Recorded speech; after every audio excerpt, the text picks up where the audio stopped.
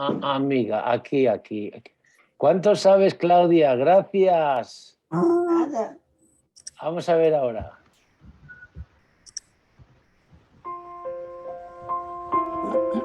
¿Ahora sí? Ahora sí.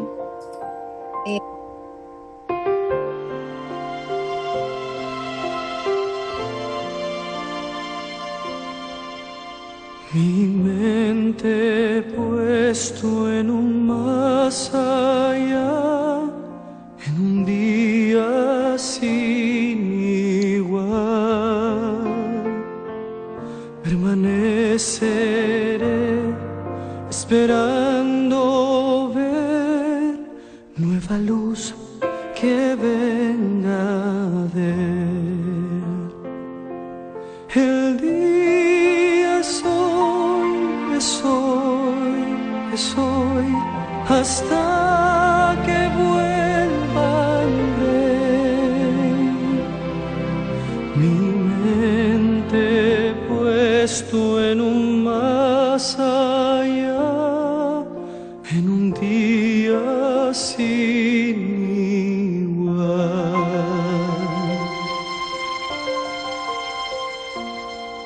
Escogí el camino estrecho a andar, el camino estrecho a andar, porque sé que el tiempo cercano está, mi plegaria llegará. El día es hoy, hasta que vuelva el rey. Escogí el camino estrecho a andar, el camino estrecho a andar. Oh Señor, vuelve pronto, te ruego en oración. Vi un rayo de tu gloria y allí anhelo estar.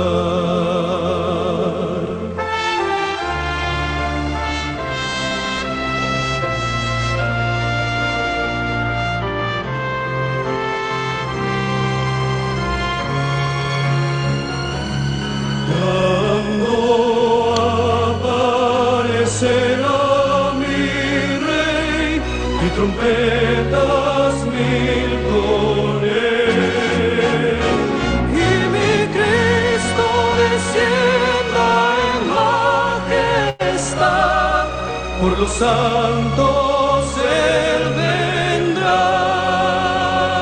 Los que duermen se levantarán y en el aire la abrazarán. Cuando aparecerá mi rey, trompetas mil con él. Oh Señor, vuelve pronto, te ruego en oración. Vi un rayo de tu gloria y allí anhelo estar.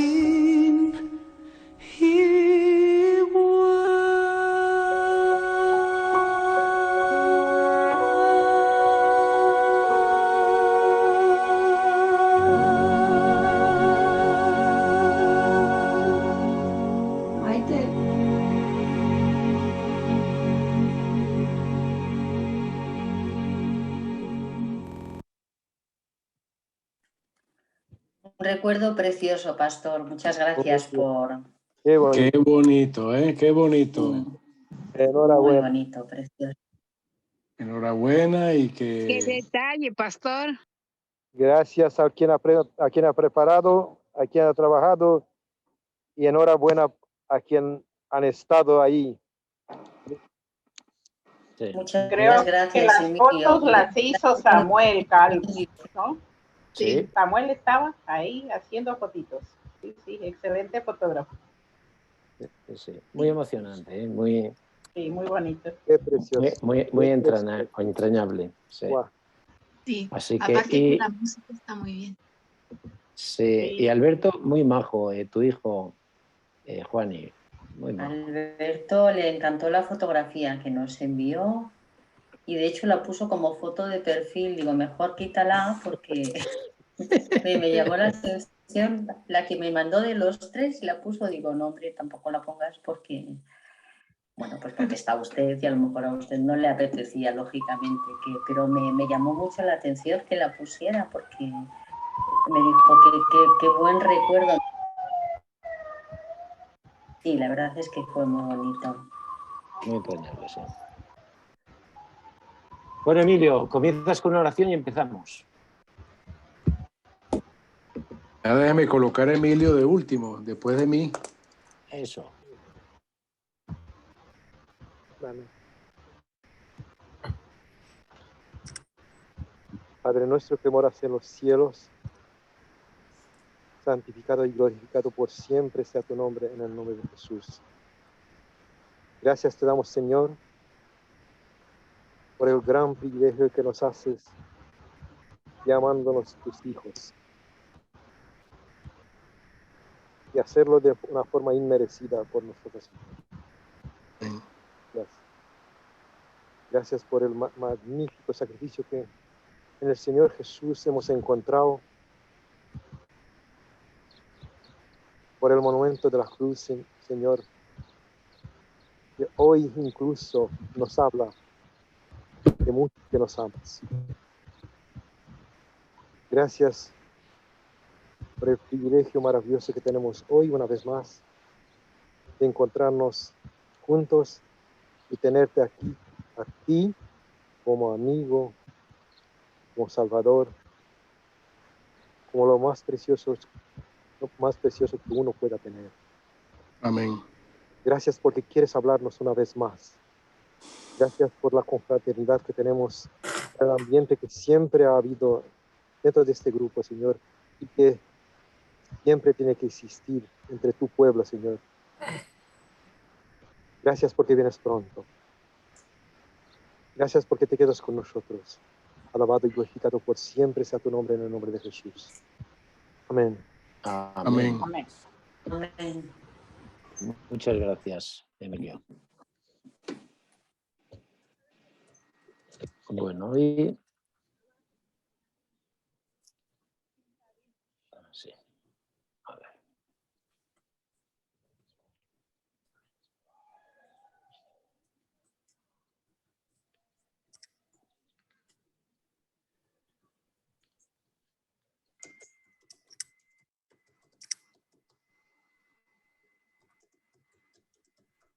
Hoy el tema que vamos a dar es la alimentación. Yo siempre cuando doy este tema me acuerdo cuando lo recibí la primera vez. Y recuerdo que me llamó tanto la atención que yo le pregunté al pastor, ¿y qué tiene que ver la alimentación con la religión? Y el pastor muy prudentemente me dijo, primero hablamos y al final comentamos. O sea, primero explicamos y luego, pues si quieres, comentamos. La verdad es que a veces el creyente puede tener como una idea muy limitada de lo que es la religión. La religión abarca todo, porque en realidad todo aquello que influye en nuestra relación con Dios es importante. Así que vamos a adentrarnos en este tema. Sabéis que el ser humano nos movemos en tres dimensiones, las cuales forman una unidad. Es decir, nosotros manejamos tres dimensiones diferentes, pero las percibimos como si fueran una. porque están tan estrechamente vinculadas que pareciera como que estamos en una dimensión, pero son tres: la dimensión física, la dimensión mental y la dimensión espiritual. ¿Qué es la salud? Pues en el ámbito físico es cuando no te duele nada y todo te funciona bien. En el ámbito mental es cuando tu cabeza furrula bien, de forma que ante una pregunta respondes con coherencia. Y la salud espiritual es cuando tienes una relación con Dios sana. ¿Qué es la enfermedad? Pues en el ámbito físico, en realidad es cuando aparece el dolor y el mal funcionamiento de algún órgano. En el área mental es cuando aparece el sufrimiento y los desajustes mentales, es decir, cuando uno parece que no responde o no reacciona con coherencia frente a una situación que se presenta en el presente. Y en el ámbito espiritual, pues la enfermedad es cuando uno, en lugar de vivir con paz y con alegría, vive con angustia, con incertidumbre y con miedo. Eso significa que la dimensión espiritual está enferma. Ahora fijaos bien, la dimensión espiritual y la dimensión mental dependen de la dimensión física, es decir, depende de cómo se gestione todo aquí en el cerebro. Cuando la Biblia habla del corazón, en realidad está hablando de una parte del cerebro que es el mundo emocional. Hemos asociado el corazón con los sentimientos, pero no tiene nada que ver con el corazón físico, que lo único que hace es latir. Es decir, es como si hubiese un corazón dentro del cerebro que nos permite emocionarnos, no sé, sentir un gozo bonito. Eso en realidad es el corazón, bíblicamente hablando. Entonces, fijaos que lo que es el cerebro depende de la alimentación. Es decir, lo que tú metas en el cuerpo va a afectar a tu mente, con lo cual quiere decir que el aspecto mental y el aspecto espiritual están vinculados con la alimentación.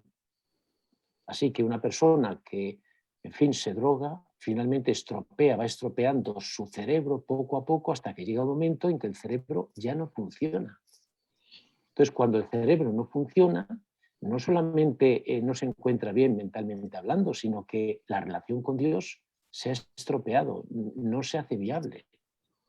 Por eso la alimentación tiene su importancia dentro de la religión, porque indirectamente la alimentación tiene mucho que ver con la salud de la dimensión espiritual. Bueno, sabéis que uno de los consejos que conlleva la reforma pro salud, que entendemos que el Señor la inspiró, son los 8 secretos para una vida saludable, que fijaos con la palabra delante, forma parte, digamos, como con la A, pues forma una palabra, la D, otra palabra, la E, otra palabra, la E, y así sucesivamente, ¿no? Ahí lo tenemos. Mira, adelante, y ahí tenemos el agua, la importancia que tiene el tomar el agua. Sabéis que el 75% de nuestro cuerpo es agua y los órganos funcionan con aguas, el agua limpia. Si el órgano está limpio, funciona mejor. El descanso, sobre todo para el sistema nervioso, cuando una persona descansa, está relajado, el sistema nervioso le funciona muy bien. El ejercicio, sobre todo para eliminar los venenos, los tóxicos que genera las preocupaciones, la tensión que se alarga en el tiempo. Así que el ejercicio es una de las cosas que hoy, sobre todo que vivimos en un mundo que no es que es muy estático, necesitamos hacer el ejercicio para eliminar los tóxicos, como es la adrenalina, pero luego también para activar la sangre, porque ya sabes lo que dice la Biblia, la vida está en la sangre. Si la sangre funciona bien, alimenta bien las células, oxigena bien las células y finalmente los órganos funcionan bien. Por eso es bueno el hacer ejercicio. Cada uno tendrá su gusto, su preferencia, es decir, cada uno que escoja el que quiera. Tenemos la luz solar. También es muy importante para todo el tema de virus, bacterias y gérmenes y todo. El sol purifica en fin, limpia, digamos, muchas cosas en el cuerpo, eso es la luz del sol. El aire puro, pues fijaos, a nivel pulmonar, lo importante es la oxigenación, la alimentación, también importantísima, la temperancia, que es el equilibrio en todas las cosas, y luego una buena relación con Dios. Todas estas cosas nos ayudan a tener una vida saludable y a vivir más tiempo y mejor. Nosotros hoy vamos a centrarnos en lo que es la nutrición, la alimentación. Cuando Dios hace al hombre, no se limita simplemente en le hace y allí te apañes, sino que le da indicaciones de cómo debe alimentar ese cuerpo para que ese cuerpo dure. ¿Y dónde se encuentran toda la información que necesita saber el hombre en relación con su alimentación? Pues en la Escritura. Por eso se habla de que la Escritura es el gran manual que nos sirve no solamente para la teología, sino también para la salud. Es verdad que para el ámbito familiar, las relaciones, la psicología, el equilibrio mental, o sea, la Biblia cubre todas las áreas que necesita el ser humano. Pero centrándonos en la alimentación, pues finalmente aquí es donde encontramos las indicaciones que el hombre necesita saber para funcionar bien. Pero tengo que... Mira, voy a ver si puedo hacerlo así. Os silencio a todos y luego al que le toque leer, pues abre el micrófono, porque así evitamos ruidos de fondo, ¿vale? Bueno, aquí, fijaos, el primer texto que vamos a leer. Iris, tendrás que abrir el micro, que los he cerrado a todos. ¿Ahora me oís? Perfecto. Ya.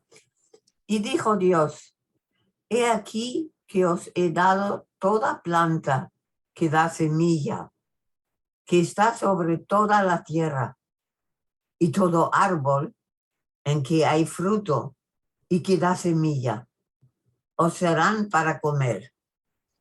Bueno, fijaos que en un principio, cuando Dios hizo al hombre, le dio solamente dos cosas para su alimentación, las frutas y las legumbres. Quizás esto nos pueda chocar hoy, que siempre se recomienda comer variado y de todo. Bueno, de todo lo que se pueda comer, ¿no? Un poquito de todo. Pero fijaos que Dios en la alimentación, por ejemplo, todos los animales herbívoros con hierba suplían todas las necesidades para el cuerpo. No sé, un caballo, una vaca, no necesita tomar hierba y esto y el otro. Bueno, hierba y agua, ¿no? Pero con hierba es suficiente. Entonces, si os dais cuenta, muchos animales solamente comen una cosa, no necesitan más. Entonces, el hombre le dio dos, las frutas y las legumbres, no necesitaban más. Es cierto que hoy no podemos decir, pues mira, me voy a alimentar solo de frutas y de legumbres, porque yo creo que las frutas que había en aquel entonces y las legumbres tenían propiedades que hoy ya no las tienen. Así que hoy sí que tendremos que coger y coger un poquito de aquí, de allí, de ahí, de forma que la alimentación tiene que ser variada. Cuando entra el pecado, la alimentación aumenta las verduras. Y luego cuando llegamos al diluvio, después del diluvio, entonces Dios permite comer carne. Ahora vamos a ver qué tipo de carne. Es decir, Dios no dijo podéis comer carne la que queráis, la que os guste, sino dio una serie de normas de carnes que se pueden comer y carnes que no se deberían comer. A ver, ¿qué lee el siguiente? Esto comeréis de todos los animales que viven en las aguas, todos los que tienen aletas y escamas en las aguas del mar y en los ríos, estos comeréis. Todo lo que no tuviere aletas y escamas en las aguas, lo tendréis en abominación. Bueno, ya veis que las dos características que deben tener los animales de agua, dulce, salada, ríos, mar, pantanos, es que deben tener aletas y escamas. Ya veis que Dios no se complica la vida diciendo tenéis que ir al microscopio y tenéis que observar si tiene células de no sé qué, de no sé cuánto. No, aletas y escamas, algo evidente. Y tiene que tener las dos características, es decir, que si solamente tiene aletas pero no tiene escamas, no se puede comer. Así que, o si no tiene ni aletas ni escamas, no se debería comer tampoco. Así que si tomamos animales de agua, aletas y escamas. Vamos a ver en los animales terrestres. Bueno, terrestres, las aves, perdón. Venga, siguiente. Y de las aves, estas tendréis en abominación. No se comerán, serán abominación el águila, el quebrantahuesos, el azor, el gallinazo, el milano, según su especie. Todo cuervo según su especie, el avestruz, la lechuza, la gaviota, el gavilán según su especie, el búho, el somomuco, el ibis, el calamón, el pelícano, el buitre, la cigüeña, la garza, según su especie, la bubilla y el murciélago. Bueno, estos, fijaos que la escritura en el tema de las aves no dice qué características deben tener para poderse comer, como hemos visto en los peces. Aquí en realidad lo que nos dice las aves que no se pueden comer. Y es verdad que muchas de las cosas, hay mucha gente que dice, pero ¿por qué pone que no se puede comer esto si es que eso ni se me ocurría comerlo? Tened en cuenta que la escritura es un libro donde Dios da su mensaje a todos los habitantes de la tierra. Y la forma de alimentarse que tenemos en diferentes zonas no son iguales. Así que si tú vas a China, por ejemplo, a la zona de Oriente, pues tú tienes que la gente se come pues escorpiones, arañas de estas que son enormemente grandes, o saltamontes o las langostas, se las comen como si fuera una cosa preciada, pero vamos, yo cuando fuimos a adoptar a nuestra hija, vimos, igual que aquí en las ferias se pone, por ejemplo, las manzanas acarameladas o las nubes de azúcar, y los niños miran así como diciendo, qué rico, papá, cómprame una. Eso hacían allí en China con este tipo de animales que a nosotros nos dan repugnancia, porque los gustos en alimentación, nosotros estamos acostumbrados por nuestra cultura a comer un tipo de animales, pero en el momento que empiezas a viajar te encuentras que hay gente que come otro tipo de animales. Y Dios entonces, que escribe para todos, pues nos pone animales que a lo mejor aquí nosotros hasta no sabemos ni qué animales son. Pero recordar que hay otras partes del mundo que sí que se comen. Entonces, no nos da características que deben tener para poderse comer o no comer. Aquí simplemente nos dice los animales que no se pueden comer. ¿Y qué es lo que tienen de común todas estas aves? Que se alimentan de carne. Entonces, todos los animales que se alimenten de carne no los podemos comer nosotros. Quiere decir que las aves que no coman carne, esas sí que se pueden comer. Y ahí tenemos pues la gallina, el pollo, el pavo, la perdiz y la codorniz. Son aves que no se alimentan de grano y finalmente se pueden comer. Hay un animal que dentro de la iglesia hay quien lo acepta y hay quien no. Es el pato. El pato, sabéis que pertenece a la familia de las palmípedas, igual que el pelícano. Y entonces hay quien dice que como es del pelícano, es de la misma familia y el pelícano está prohibido, pues el pato también.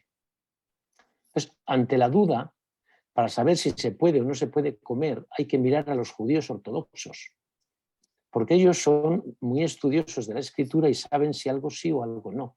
Y el judío sí que toma pato.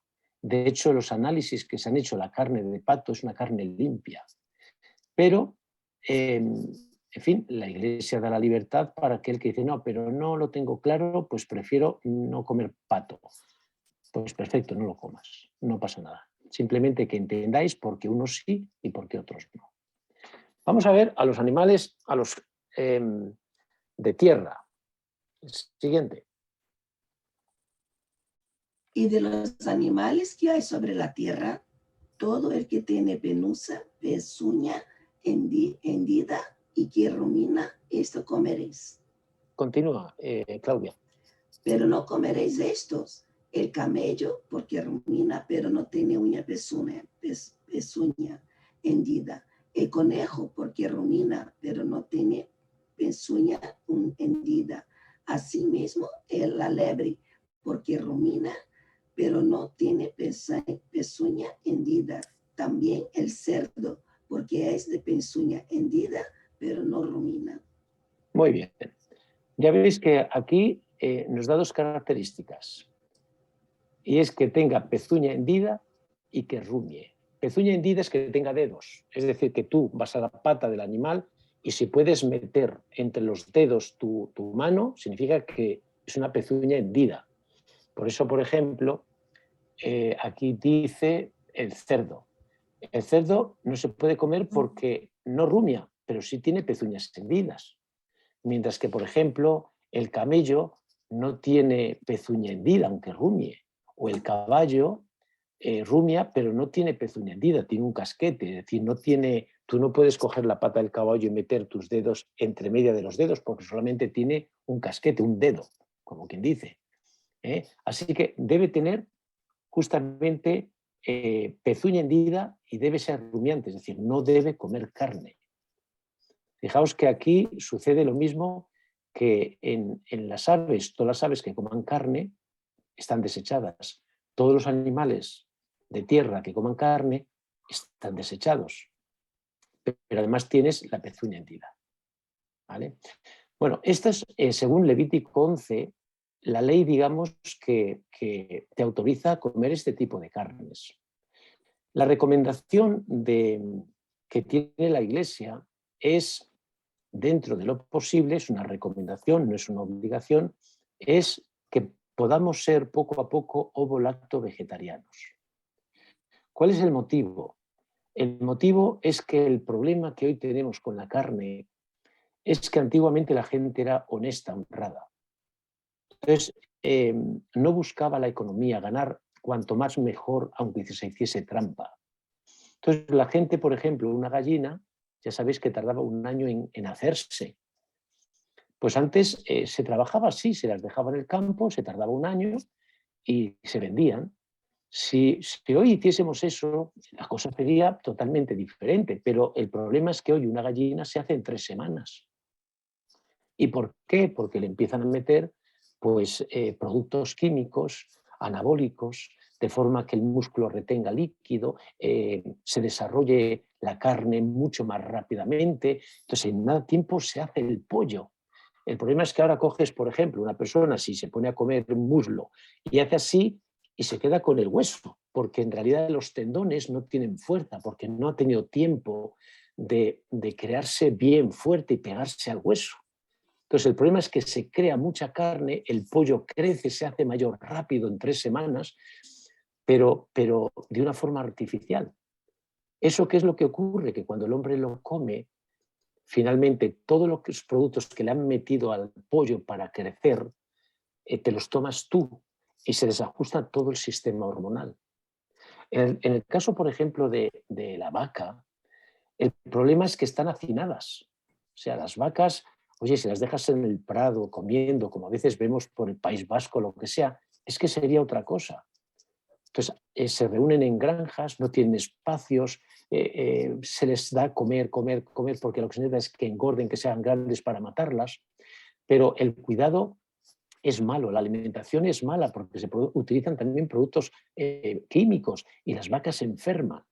Yo tenía un compañero en un matadero que él dice, no era creyente ni nada, dice, uy, yo no como carne. Yo le pregunté, ¿y por qué? ¿Cómo es que no comes carne? Digo, ¿será creyente? O, no, dice, es que yo trabajo en un matadero y normalmente todos los animales que nos traen para matar están llagados. Es decir, tienen tumores, tumoraciones cancerosas. Y entonces, ¿qué pasa? Les quitan la herida y finalmente el resto de carne que no se ve lo pasan a la gente. Y por eso se habla de que hay como una relación o cierta relación, asociativa entre el consumo de carne y el cáncer. Entonces, cuando un animal tiene cáncer, el hombre lo come. Entonces se ha demostrado que el problema del cáncer le pasa al hombre, se transmite y le genera cáncer dentro de la persona. Entonces, si la gente fuese honrada, alimentase a los ganados como tiene que alimentarlo y se esperase el tiempo que haya que esperar, todo sería diferente, pero hoy lo que cuenta es la economía. Ganar el mayor dinero posible. Y aunque se haga trampa y la gente enferme, pues como dijo aquel, ¿no? Antes yo caliente ríase la gente, es decir, a mí ¿qué me importa la gente? Y esto hace, digamos, que se dé la recomendación, evitemos en lo posible la carne. Fijaos, es mucho más sano el pescado no de criaderos de piscifactorías, sino el pescado de mar. Ese por lo menos es sano, es natural.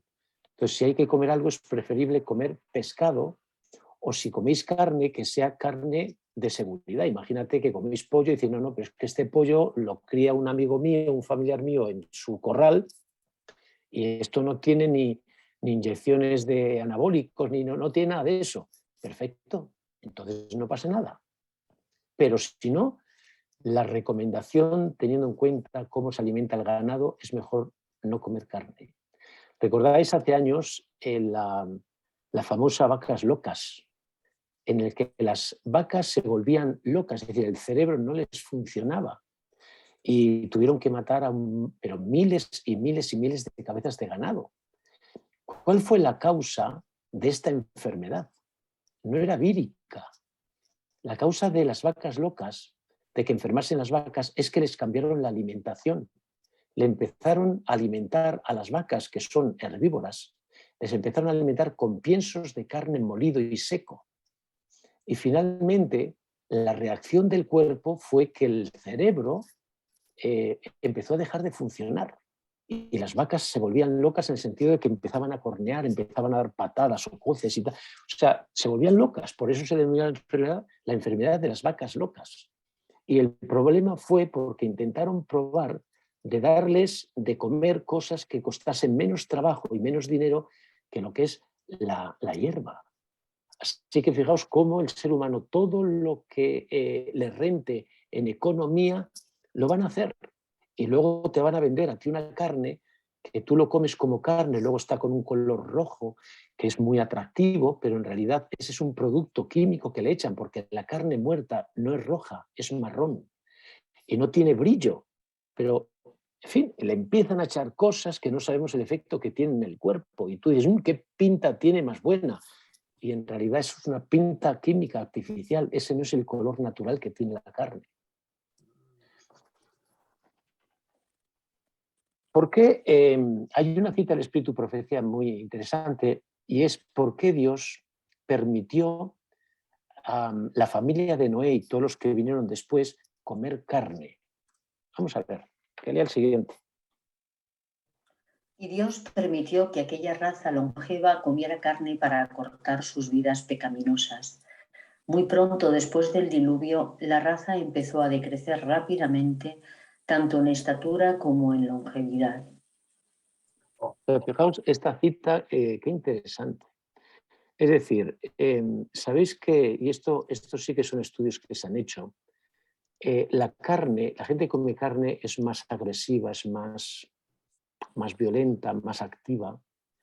La carne, el problema que tiene son las purinas, es decir, al ser metabolizada, genera una serie de residuos que el cuerpo le cuesta mucho eliminar.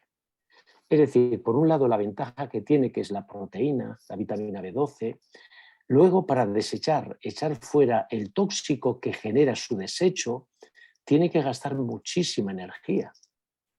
De hecho, hay muchos deportistas que había antes la idea de que para que uno cogiese fuerza, imagínate, pues no sé, los levantadores de piedras o los halterófilos o la gente que, no sé, que hace deporte de competición, creían que la clave estaba en la carne. Bueno, con el paso del tiempo, esto ya hace bastante tiempo, se descubrió que uno podía alimentarse de la proteína vegetal y no rendía menos. Es decir, no tenía menos fuerza o no tenía menos velocidad. Y por eso muchos deportistas de competición son ovo-lacto-vegetarianos. No necesitan la carne para tener fuerza o tener rapidez, depende del deporte en el que sea. Luego hay otra cosa. Hace ya algunos años se hizo otro experimento muy interesante. Había un científico que quiso cuestionar la ley de Levítico 11, es decir, cuando Dios habla de las carnes puras y de las impuras. Y lo cuestionó diciendo que eso es todo mentira, eso no es verdad. Entonces se hizo un experimento muy interesante, se cogió unas plantas que estaba como, no se llama un esquirle o no sé cómo se llama, es decir, cuando son pequeñitas. Entonces se cogieron varias cantidad de ellas, no sé si el experimento no sé si eran 8 o 10 plantas pequeñitas para crecer. Y entonces el experimento consistía en lo siguiente: se cogía la primera planta, todas eran iguales, se cogía la primera planta y se regaba con agua. Y entonces esperaba un tiempo, iba creciendo, creciendo, creciendo, y llegaba un momento en que ya no crecía más.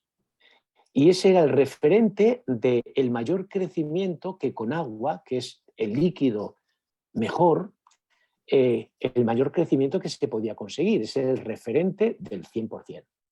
Bueno, las otras plantas, ¿qué se hizo? Se regaron con sangre de diferentes tipos de animales. Yo me imagino que también les ponían agua, porque la sangre es como muy sólida, entonces les ponían la misma cantidad de agua, pero les añadían cantidad de sangre, pues de cordero, de cerdo, de caballo, de camello, en fin, así hasta creo que eran 10 o 12. ¿Qué ocurrió? Que todas las plantas que habían sido regadas con sangre de animales que la Biblia dice que son puros, crecían al 75% en relación con la que había sido regada solo con agua. Pero todas las plantas que habían sido regadas con sangre de animales impuros, solamente el máximo de crecimiento era el 30%. Luego, fijaos de qué manera se demostró que los animales que la Biblia menciona que son puros, efectivamente son menos tóxicos. Y la planta crecía hasta un 70-75%. Mientras que las que eran regadas con animales con sangre más tóxica, el crecimiento era apenas de un 30%. Y el científico que cuestionó el Levítico se tuvo que callar, porque efectivamente eso era, experimentalmente estaba demostrado que había una diferencia en los animales que la Biblia llamaba puros y los impuros. A ver, el siguiente. Pero la carne con su vida, que es su sangre, no comeréis. Bueno, sabéis que en la Biblia hay una prohibición de comer sangre. Nosotros, lógicamente, interpretamos que se refiere a cuando uno come carne de un animal, no debería comer su sangre. Así que, por ejemplo, las morcillas, pues las morcillas son sangre, se puede hacer con cebolla, con lo que sea, sangre de animal, pues eso no se debe comer. Otro problema, por ejemplo, que tenemos a la hora de comer carne roja, es que en los mataderos no se desangran totalmente, es decir, tú tienes carne y tú la aprietas y sale sangre, no está desangrada, y eso es un problema. Cuando un judío mata a un cordero o un musulmán mata a un cordero, ellos tienen un sistema para desangrarse totalmente, de forma que ellos nunca comen la carne con su sangre. Pero en Occidente eso no se mira. Así que es otro elemento a tener en cuenta cuando comemos carne roja. Bueno, aquí llega el testigo de Jehová y el testigo de Jehová le da sobredimensiona la forma de interpretar este texto. Ellos dicen, pero la carne con su vida, que es su sangre, no comeréis. Y ellos dicen, se refiere a la carne de animales y a la carne humana. Y por eso los testigos no se hacen transfusiones. Entonces, ¿por qué nosotros no lo interpretamos de la misma manera? Bueno, porque el texto que menciona aquí, es decir, que si vais al Génesis 9:4 y miráis el contexto, el texto dice lo siguiente: cuando salieres a cazar y cazares animal puro, podrás comer su carne, pero la carne con su vida, que es su sangre, no comerás. Es decir, lo que está diciendo es, la carne la puedes comer, pero la sangre no. Y eso se aplica cuando salieres a cazar animal que puedes comer, animal puro. Si nosotros le damos la interpretación también para el hombre, en realidad le tenemos que dar, si interpretamos este texto aplicado también para el hombre, entonces le tenemos que aplicar todo el texto al hombre. Es decir, lo que tendríamos que aceptar es la sangre del hombre no comerás, pero sí que puedes comer su carne.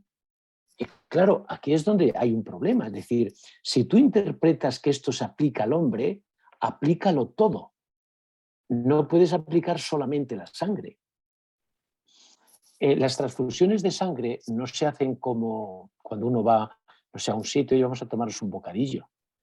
Que nadie va al hospital, oye, mira, voy a regenerar mi sangre, ponme medio litro de sangre. Eso no se utiliza. ¿Cuándo se pone sangre? Cuando uno la necesita para mantener la vida, por un accidente, por pérdida de demasiado sangre, por algún problema, y entonces no hay más solución que meter la sangre, y esa sangre lo que le hace es darle la vitalidad.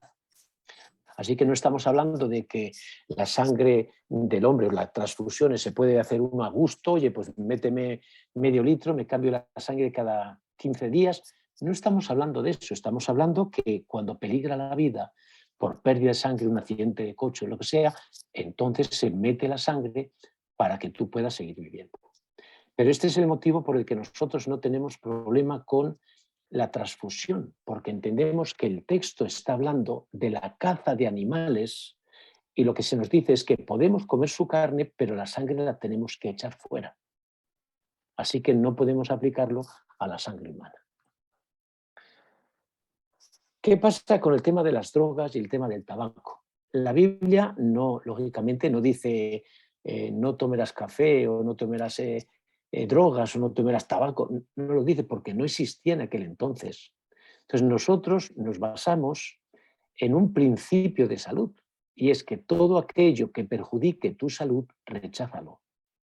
Y ahí entra, pues, el café, la droga, el tabaco, en fin. Todo aquello que en aquel entonces la Biblia no podía recoger porque no existía, pero que sabemos que finalmente es malo. Sin embargo, la Biblia sí que recoge el tema del alcohol. Que lea el siguiente. No mires el vino cuando rojea, cuando resplandece su color en la copa. Se entra suavemente, mas al fin como serpiente morderá y como áspid dará dolor. Bueno, aquí tenemos un problema cuando vamos a la escritura, porque el griego hay términos que es muy rico, mucho más rico que el castellano. Por ejemplo, el término amar. Nosotros solamente tenemos una palabra, pero es que el griego tiene 4. Porque una cosa es el amor de Dios, otra cosa es el amor familiar, otra cosa es el amor de la amistad, otra cosa es el amor de hermano. Y los griegos tienen una palabra para especificar el tipo de amor al que se refiere. Nosotros no, nosotros solamente tenemos, los occidentales tenemos amor, los ingleses el love. Solo hay una palabra y tú tienes por el contexto que aprender a discriminar si es el amor de Dios, si es el amor familiar, el amor de...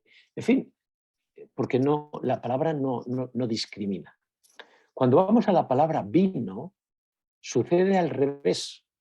Los griegos solamente y los hebreos solamente tienen una palabra, mientras que nosotros, el español, tiene 2. Si tiene vino, le llamamos vino al zumo de la uva. Y si no tiene vino, lo llamamos mosto. Así que en español, cuando veas mosto, pues ya sabes que es zumo de uva sin alcohol.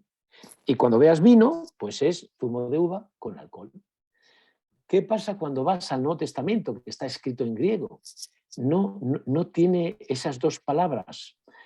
La palabra oinos puede significar vino con alcohol o mosto. Entonces tú tienes que coger el contexto para saber interpretar si es con alcohol o si es sin alcohol. Por ejemplo, hay gente que cuando se habla del alcohol dice, oye, pues Jesús en la Santa Cena tomó vino. Y efectivamente, tú cuando vas allí, en el texto dice, y el Señor, cogiendo el vino, le dio a sus discípulos y les dijo, esta es la sangre.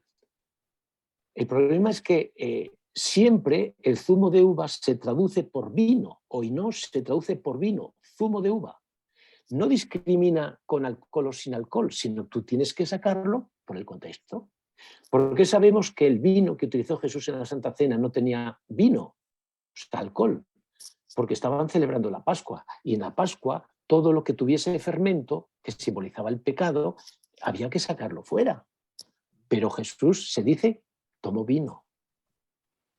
Cuando en Caná de Galilea Jesús fue a la boda, ¿recordáis la boda de Caná? Y finalmente se les acabó el vino y Dios cogió y transformó el agua en vino. Y la gente dice, oye, Jesús hizo vino. Pero no era vino con alcohol, era mosto. ¿Y cómo se sabe? Simplemente por el contexto. Las bodas en el Nuevo Testamento, en el primer siglo, podían durar una semana. Si empezaban a beber vino con alcohol, terminaban todos borrachos. Y entonces la boda se convertiría en una tragedia.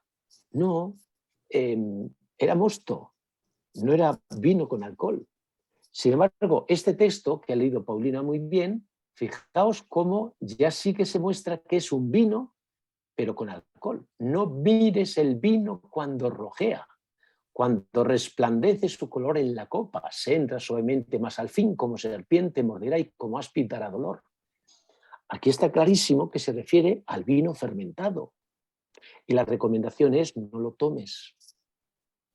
Así que esto sí que es interesante que lo tengáis en cuenta cuando alguien os comente, no, Jesús hizo vino y tomó vino en la Santa Cena. Acordaros, en griego solo hay una palabra para el zumo de la uva, el oinos, que se traduce por vino.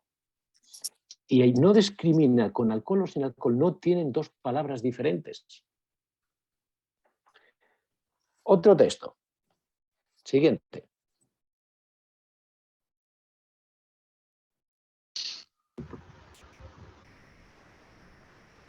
David. Hay de los que son valientes para beber vino y hombres fuertes para mezclar bebida. Fijaos que aquí vuelve a aparecer la palabra vino y se refiere por su contexto a vino fermentado. Así que la Biblia, cuando dice, no, la Biblia autoriza a beber vino, no, lo que te dice es que cuidado con el vino fermentado. El zumo de uva sin fermentar, el mosto, claro que sí que no hay problema en tomar. Vamos a 3 consejos finales. Que lea el siguiente. Amado, yo deseo que seas prosperado en todas las cosas y que tengas salud. Bueno, sabéis que cuando uno es joven, uno como que malgasta salud. No tiene problemas de trasnochar, de tomar alcohol, de hacer esto, hacer lo otro. Cuando uno va cogiendo años, uno se va dando cuenta lo que vale tener salud. Es decir, que tu cuerpo funcione bien, que no tengas dolores, que no tengas cosas raras. ¿Cuánto vale? Por eso la gente mayor dice salud divino tesoro. Es decir, la salud es uno de los tesoros más grandes que Dios nos dio. Por eso es bueno cuidarlo. Porque si tú te cuidas, sobre todo cuando eres joven, cuando seas mayor, beberás del fruto de los cuidados que has tenido.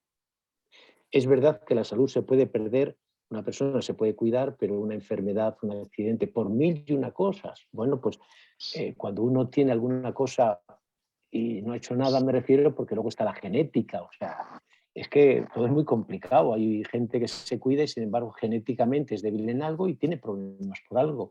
Bueno, por lo menos decir, mira, yo en lo que toque mi mano, yo me cuido. Si luego porque genético o por lo que sea, un accidente, una enfermedad, un virus o un contagio, me pongo enfermo, pues bueno, ¿qué voy a hacer? Claro, las cosas que van más allá de nuestro control, pues esas no las podemos hacer. Pero qué importante es cuidarnos. Otro consejo. Siguiente.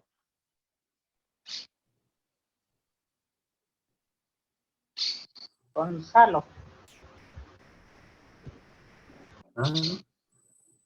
Perdón, lo tenía muteado. Sí, pues, coméis o bebéis o hacéis otra cosa, hacedlo todo para la gloria de Dios. Bueno, es decir, que hay según qué cosas que no se pueden hacer para la gloria de Dios. O sea, emborracharse, pues no se hace para la gloria de Dios, o meterse un chute de algo, pues no se hace para la gloria de Dios. Hay cosas que no. Entonces, la recomendación es, hagáis lo que hagáis para la gloria de Dios. Es otro sabio consejo. Y el último consejo. ¿No sabéis que sois templo de Dios y que el Espíritu de Dios mora en vosotros? Si alguno destruyere el templo de Dios, Dios le destruirá a él, porque el templo de Dios, el cual sois vosotros, santo es. Bueno, aquí sabéis que este texto se puede malinterpretar al decir, si alguno destruye el templo de Dios, Dios le destruirá a él. Dios no destruye a nadie. Lo que pasa es que cuando uno destruye su cerebro, queda destruido. O sea que cuando dice Dios le destruirá a él, no es que Dios tome venganza. Sí, tú has destruido esto, pues ahora te destruye a ti. No, es decir, te destruyes a ti mismo. Por eso, qué importante es cuidarnos. Porque si queremos tener una vida sana, una vida plena, vivir años con salud, tener una relación con Dios también sana y con los demás sana, cuidemos la salud. La salud es importantísima. Y ponemos punto final aquí. Así que si hay cualquier pregunta, aclaración o algún comentario que queráis hacer, es vuestro tiempo. Pili. Yo paso, perdón. Perdón. Hola. A ver, yo quería hacer una pregunta. Bueno, yo quería saber si en alguna parte de la escritura viene hablando de la sangre, ¿no? ¿Hablando de qué? De la sangre. Sí. De la sangre, ¿no? Entonces, si en alguna parte de la escritura o en alguna parte de que los judíos tengan por ahí escrito y tal, habla del porqué de los diferentes grupos sanguíneos, ¿no? ¿Por qué el Señor no hizo a todos los hombres con el mismo grupo sanguíneo, ¿no? Yo, si no tengo el donante universal, no puedo salvar a mucha gente, ¿no? Bueno, donante universal sí lo puedo salvar, pero si tengo otro tipo de grupo, no puedo salvar sino al que corresponde al mío, ¿no? Solamente por curiosidad, por saber si se habla de este tema.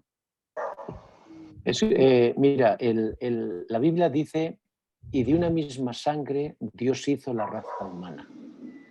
Es decir, hay una cosa curiosa, por la sangre tú no puedes detectar si una persona es negra, blanca, amarilla, cobriza. No lo puedes detectar.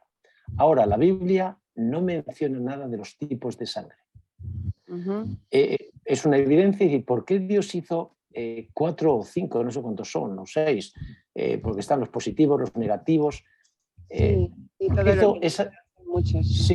¿Por qué hizo esa diferencia? Pues esto puede ser una pregunta para el milenio, decir, oye, pero ¿y por qué? Porque los médicos te dicen lo que hay, pero no por qué Dios hizo otro tipo de sangre. Yo no he escuchado de curiosidad por saber si había algo escrito, por lo menos una escritura de los antiguos hebreos. ¿No? Que yo conozco, lo que sé en la Biblia, no. Ahora, no sé, en el Midrash o claro, los comentarios, ahí ya no sé, yo eso ya no lo controlo. Ahí el Gonzalo es el súper experto en esto, pero en la Biblia ni el espíritu profecía, no se menciona el por qué. Ajá. Vale. Vale, gracias. A ti, Pili. Juli, Juani. Lo siento, Juani, lo siento, no consigo.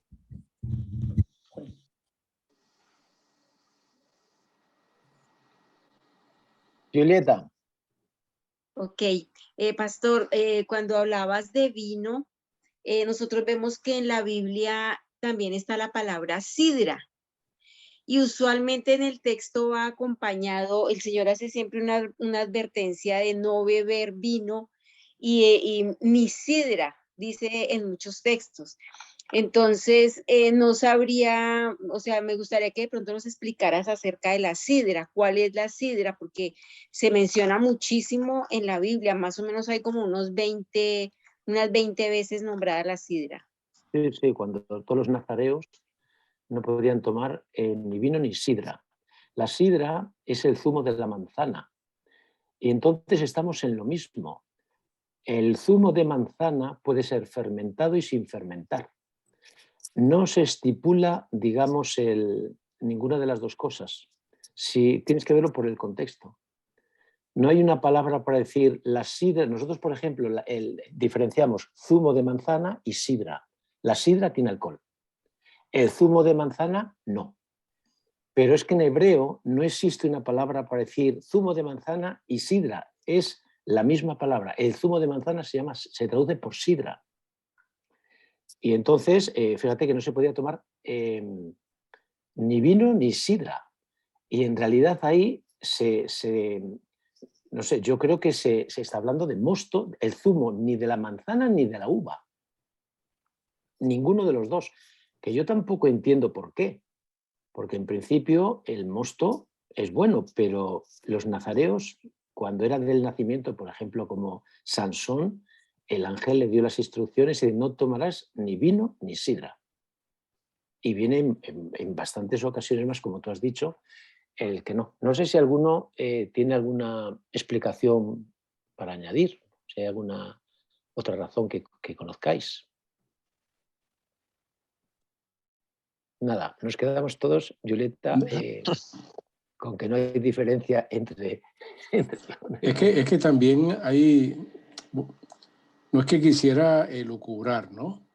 Sino que acordémonos de que en las traducciones hebreas que pasan por las grecorromanas y que terminan en las traducciones al español o al castellano, hay muchas frutas y hay muchas palabras que prácticamente son de acá, son de España. De hecho, la tradición de que supuestamente la fruta que comió Adán y Eva en el hebreo original se traduce como una fruta que es marrón. Y cuando se ve aquí hay una manzana que parece marrón. No recuerdo cómo se llama, ¿no? Me imagino que ustedes se acordarán. Entonces hay una similitud y por eso se quedó en la tradición ese tema de la manzana, ¿no? Porque hasta donde yo sé, el clima de Israel no se da mucho la manzana. Se da ese otro fruto que sí puede ser fermentado, ¿no? Pero me voy a llevar ese punto para chequearlo porque no tengo ningún basamento, ¿no? Para decirlo, simplemente hasta donde he llegado, ¿no? Muy bien, pues míralo a ver si descubrimos alguna cosa nueva. Juani, venga. Sí, yo quería comentar, yo me tomo un café. ¿No me puedo tomar un café? Bueno, no se trata de... no se trata de si se puede o no. La Biblia siempre da recomendaciones. Es igual que aquel que dice no tomarás el cerdo. ¿No me puedo tomar unas chuletitas de cerdo? A ver, la recomendación es el café, por la cafeína, es un estimulante nervioso. Entonces nosotros lo que tomamos es el cereal de lo que es la malta en lugar del café. Pero esto poco a poco uno va tomando sustitutos, ¿no? De decir, oye, pues vale, si esto no, porque en realidad lo bonito es que en la comida no dependamos, no, yo es que esto me gusta, lo quiero y no lo voy a cambiar. No se trata de eso, es decir, bueno, aquí estoy para aprender, que el Señor me dirija, me ayude y ya está. Entonces, yo antes cuando era dentista tomaba café. Me dijeron eso, dije, pues mira, tomamos la malta, pues de vez en cuando tomo malta. Claro, no es igual que el café, pero me da la satisfacción de decir, bueno, pero oye, el Señor me dice que el café no, pues tomo esto y por lo menos estoy haciendo bien. Así que no se trata de decir no puedo, tú decides lo que quieres hacer. El Señor nos muestra, nos aconseja, nos dice, mira, y cada uno, pues ya está. Eso es lo que yo... Es que de hecho, perdón, pastor, un rabino me explicó en una oportunidad que la diferencia que tenemos al comer con los animales es que nosotros sabemos lo que estamos comiendo. Entonces, claro, ese saber lo que uno está comiendo, eso implica tener el abanico completo de lo que sí puedo comer y qué no puedo comer. Entonces, y en la medida en que uno va avanzando en edad, uno se va dando cuenta que tiene menos tolerancias para ciertas cosas. Pero, por ejemplo, científicamente está demostrado que la carne roja no se digiere, se pudren en los intestinos, se descomponen. Por eso es que dura tanto la digestión de la carne roja. Segundo, las mujeres tienen menos protección hacia el alcohol y el cigarro. Entonces sufren con mayor el impacto sobre la bebida y el cigarro las afecta muchísimo, inclusive les deteriora sus organismos y les reseca la piel. Luego tenemos el tema del ganado vacuno, que yo no sé si ustedes habrán visto algunas piezas de carne roja que tienen como una mancha, como un lunar amarillo. Claro, hoy día cuando venden los cortes uno no lo ve y es muy cierto que colorean la carne con ¿cómo se llama? Con pimentón para hacerla atractiva, pero he visto piezas de carne que tienen como un lunar amarillo y son las vacunas, porque las vacunas al vacunarlos se concentra en un determinado sitio. Claro, tiene su efecto, pero deja allí una parte de mancha, ¿no? La otra cosa que cuando lo descubrí me impactó, y es que en la carne de cochino, ¿por qué nosotros de cerdo, por qué la piel es rosada? Y entonces resulta que para ellos no morirse de la infección, su cuerpo genera glóbulos blancos, leucocitos. Y entonces esos leucocitos se colocan entre la carne, grasa y la piel. Entonces vemos cuando hace un corte del cerdo que hay carne, hay grasa que es blanca y vemos algo como espumoso que está entre la carne y la piel. Eso es pus. Entonces, por supuesto que mucha gente que come tocino, tocineta, todo eso está comiéndose temas que no debería comerse, pero volvemos a lo que decía antes. O sea, nosotros tenemos la mitad de la vida comiendo un montón de cosas que no debíamos comer y tratando de arreglarnos ahora de evitar comerlas, pero ahí lo más sabio es simplemente tratar de evitar ciertas comidas, ciertas bebidas, pero de manera consciente, porque en la medida en que uno pueda tener esa conciencia, uno va diciendo esto sí, esto no, esto lo puedo comer, porque inclusive la norma es que yo pueda decir yo como más pescado que pollo, porque sé que el pescado para mí es mucho más fácil digerirlo. El tema de las bebidas, entonces siempre hay una discordancia allí entre si tomo café o tomo té o té negro o té verde. Lo cierto es que siempre nos va a ir mucho mejor que con cualquier infusión. Indudablemente que el café es un tema ya de hábito, porque crea hábito. Y no solamente eso, sino que cuando el hecho de haber trabajado en Nestlé, y no quiero hacerle propaganda al café, pero hay estudios que demuestran que el café es un vasodilatador muy bueno para temas de asma y temas de alta presión. El problema es que eso se tergiversa y si uno tiene que ser muy mesurado, porque la temperancia precisamente es eso, de que yo puedo tomar un vino, puedo tomar un mosto, Pero el problema está de que en la medida en que uno deje de tomar licor, prácticamente uno se desintoxica y cualquier gramo de alcohol en el cuerpo nos afecta. Entonces, ya para, digamos, concluir esta parte, me acuerdo siempre de un aviso que tenía un italiano que tenía una barbería y él siempre tenía un avisito de que decía ahí que en la primera copa el hombre bebe al vino, en la segunda copa el vino bebe al vino y en la tercera copa el vino bebe al hombre. Entonces, uno tiene que tener mucha mesura. La otra cosa que tenemos que tener muy en cuenta es que hay muchos médicos, por el tema del contenido de flavonoides, para temas cardíacos, recomiendan a muchas personas que se tomen una copa de vino. Entonces, yo lo que le digo a la gente es, mira, hay tanto flavonoides en una copa de vino como lo hay en una barra de chocolate, la más pequeña. Entonces, tú puedes tomarte un chocolate negro sin azúcar y tiene la misma cantidad de flavonoides que puede tener una copa de vino, ¿no? Eso era, pastor. Muchas Pastor, gracias.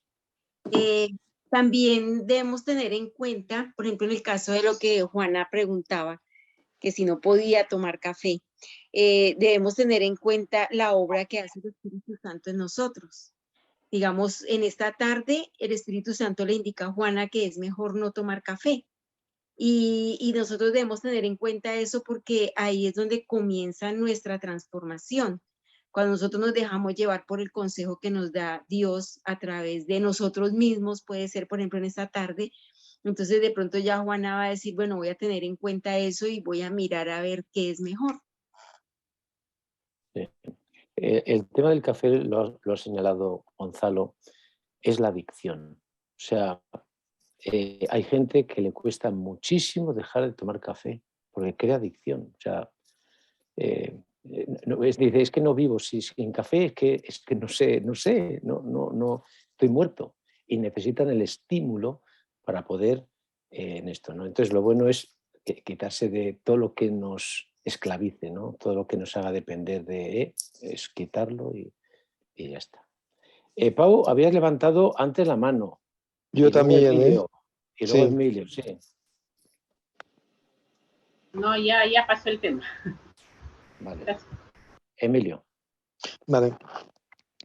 Dos cosas, por ejemplo, que sea entre el tema del pescado, por ejemplo, que se decía que, bueno, es preferible el pescado, por ejemplo, de los océanos, del mar.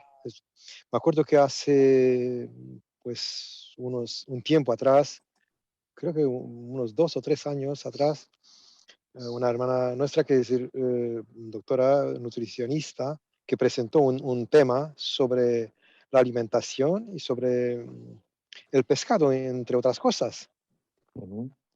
Y decía lo que han descubierto los científicos al hacer pruebas. Por ejemplo, el pescado, ¿no?, que se trae de los océanos, se ha demostrado que por la cantidad tan alta de mercurio o de plomo que se han descubierto por lo vertido de algunos barcos en los océanos, que han contaminado tanto, y se ha descubierto que cómo era posible que peces, pues en el norte, que hay una migración entre el norte y el sur, pues, y que pues tenían una alta contaminación de mercurio y de plomo, incluso, o sea que peor, ¿no? Peor de la situación que se encontraba, que si hubieras tenido en una factoría, ¿no?, de peces. Sí, O sea que por la concentración de metales pesados, existente por los vertientes, ¿no? que incluso a través de los barcos, que son, hay pues empresas que se dedican a esto y que lo hacen para, pues, por ejemplo, de algunos países, que lo hacen para otros países, simplemente contenedores que simplemente que se están vertiendo al mar. Esos metales pesados que, bueno, los peces se adaptan a esto, ellos viven ahí, pero la contaminación, que es de la concentración tan alta que se ha demostrado que existían. O sea que a ellos no les hacen nada prácticamente, se adaptan así, pero no al ser humano. No, eso es un aspecto. Otro aspecto que me hubiera gustado, no sé si se puede comentar sobre ¿no? Lo del problema del Nazireo. Nosotros sabemos que en qué condiciones, ¿no? Ellos no tenían que beber ni vino, ni mosto. O sea que ni mosto, ni alcohólico, ni nada. Ellos no podían. Porque era una dedicación total ante el Señor, por un tiempo. Luego podían, ¿no? Pero en ese tiempo ellos no podían hacerlo. En comparación con esto, pues encontramos en las Escrituras, por ejemplo, una familia, en tiempos de los reyes, y luego incluso en tiempos de Jeremías, por ejemplo, una familia de los recabitas. Si nos recuerda algo, ¿no? ¿Qué significa? Porque de ahí se saca la moneda de la lealtad a lo que se pide, a lo que se recomienda. Por ejemplo, esa familia pues había decidido de vivir de una forma, un estilo de vida tan sencillo, tan humilde. Era una familia no rica, pero sí una familia pues piadosa, que vivía con temor. Ellos, la familia de Jonadab, el hijo de Recab, de los recabitas, que había recomendado a sus hijos de vivir de una forma, ¿no? Con temperancia, ¿no? Ante el Señor. Y entre lo que se le había recomendado a ellos era, pues, no vais a tomar nada ni de uva, ni de esto. Bueno, nosotros podríamos decir, bueno, que eso es un extremismo, quizá, ¿no? Pero en aquellas condiciones de apostasía que existía, general que existía en el pueblo, pues él tomó esa decisión y la dejó ahí como recomendación para sus hijos y para las generaciones venideras, que los descendientes de esa familia seguían, ¿no? Seguían obedeciendo las recomendaciones de su padre ante el Señor para vivir de una forma decente. De tal forma que en el tiempo de Jeremías, ¿no? El Señor, que tenía dar un mensaje a su pueblo, le dice a Jeremías: vete en la casa y delante de los pues de los dirigentes del pueblo, ¿no? La gente de influencia, dice: trae a los recabitas, tráelos ahí y ponles y dale a beber vino, porque se bebía el alcohol. Dice, le puso ahí, dice: a ver, bebed, por favor. Dice: no, nosotros no vamos a beber. ¿Por qué no? No.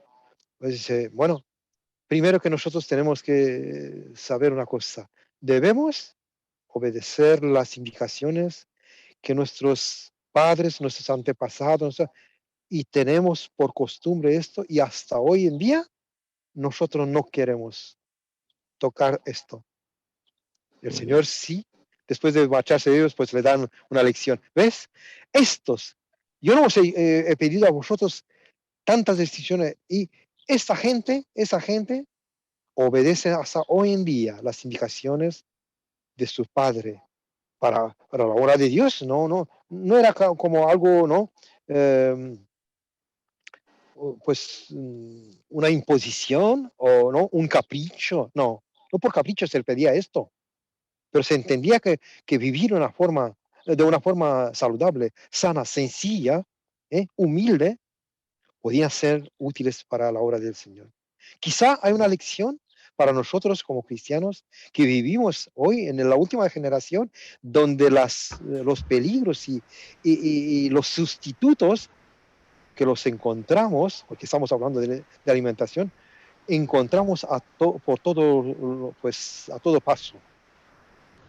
Siempre Ahora, las recomendaciones a lo sencillo, a lo natural, a lo que el Señor desde el principio lo estableció, es lo más recomendable y que da los mejores resultados. muy bien. Ahora cuando está hablando Emilio, me viene a la mente una explicación de por qué a los nazareos se les prohibía tomar el mosto y la sidra. Sí. Y es que hoy nosotros, por ejemplo, tenemos neveras para el zumo. Muy bien, muy bien. Que se Eso lo tenía en mantenga- cuenta y no lo dije, pero sí, sí.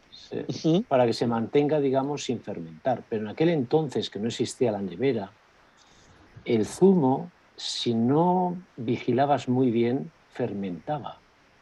Entonces Dios prohíbe el mosto porque el mosto o te lo bebes rápido o si no, te lo bebes con vino. Y entonces por eso dijo, no, nada. Por el problema que había de que los climas cálidos, el problema es que la fermentación de los zumos es muy rápida. Pili. Ahora les puedo decir una cosa, una solución, por ejemplo, en Rumanía, que se está utilizando, el mosto cuando se saca de ahí, del lagar, ¿no?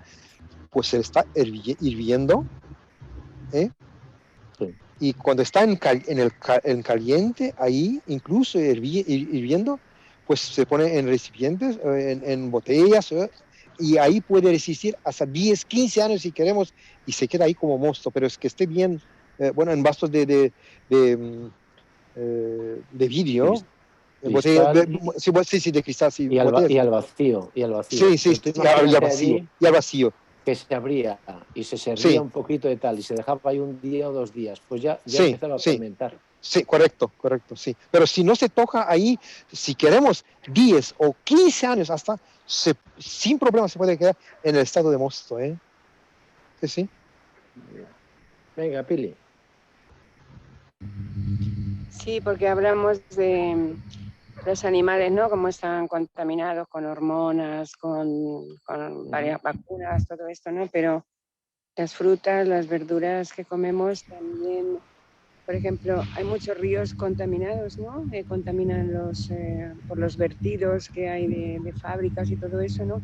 Luego se riegan las frutas, se riega la verdura, todo esto, ¿no? Y entonces comer y luego se fumigan, bueno, se les echa cantidad de cosas, fertilizantes, tal, ¿no?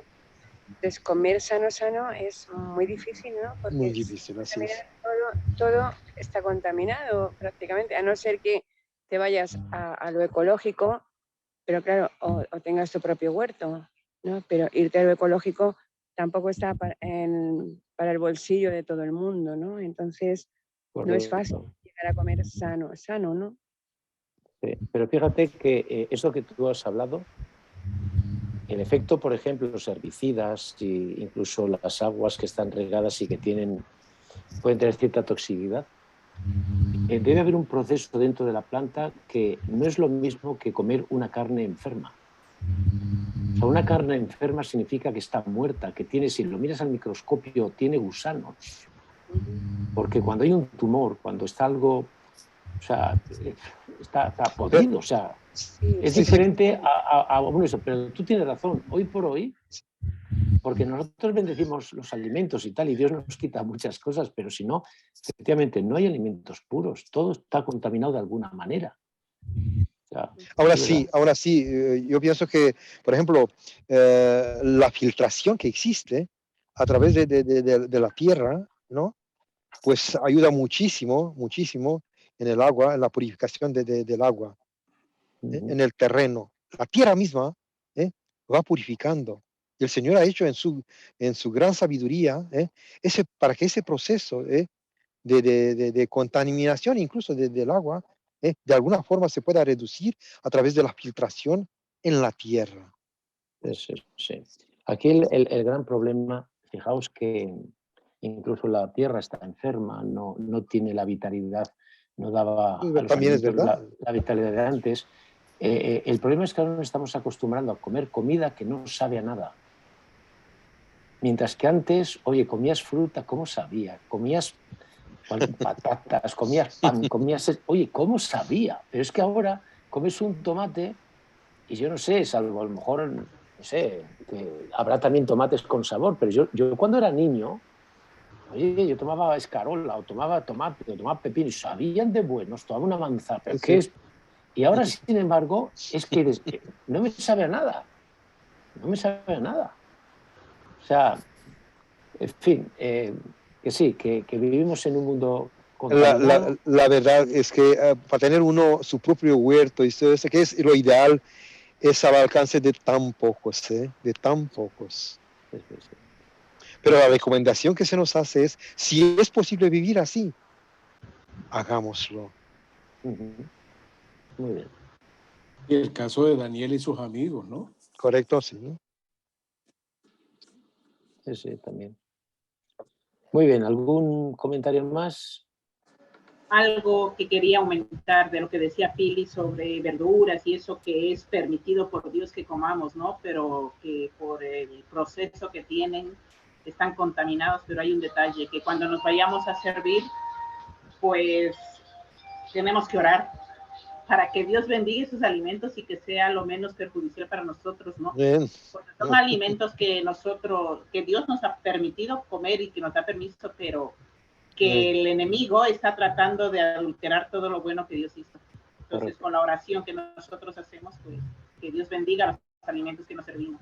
Muy bien, muy bien. ¿Algún comentario más?